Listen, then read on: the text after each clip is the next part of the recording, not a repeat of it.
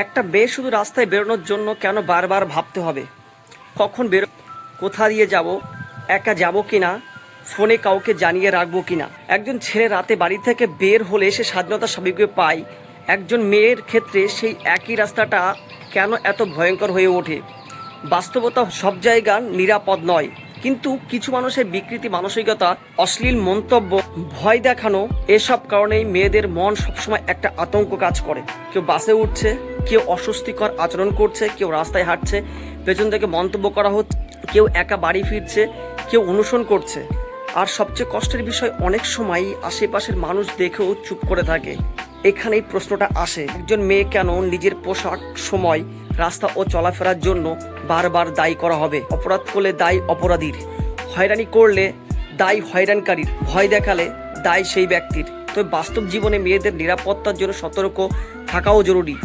অপরিচিত কারোর সঙ্গে ব্যক্তিগত তথ্য শেয়ার না করা, বিপদে বিশ্বস্ত মানুষকে দ্রুত জানানো, প্রয়োজন হলেই স্থানীয় নিরাপত্তা পুলিশের সাহায্য নেওয়া, এই সব সচেতনের অংশ।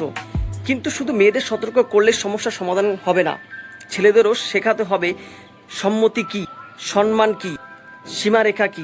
কেউ রাস্তায় দেখে মন্তব্য করার অধিকার কারণেই, পেছনে পেছনে হাঁটার অধিকারও কারণেই, কাউকে ভয় দেখানোর অধিকারও কারণেই।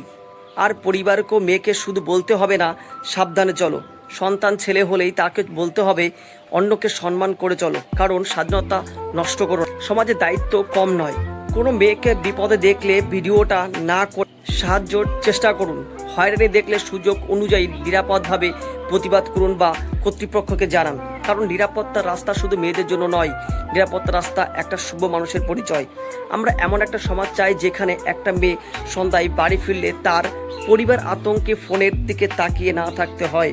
যেখানে মেয়েকে বলা হবে না তুমি বাইরে যেও না, বরং বলা হবে তুমি বাইরে যাও, নিজের স্বপ্ন পূরণ করো, সমাজ তোমার পাশে আছে। শেষের একটা কথা, মেয়েদের স্বাধীনতা কমিয়ে নিরাপত্তা তৈরি করা কোনো সমাধান নয়। সমাধান হলো এমন একটি পরিবেশ তৈরি করা যেখানে অপরাধী ভয় পাবে, ভুক্তভোগী নয়। মেয়েদেরকে আটকে রাখবেন না, মানুষের মানসিকতা বদলান, রাস্তার মেয়েদের ও শহরের মেয়েদের ও এই সমাজ মেয়েদেরও।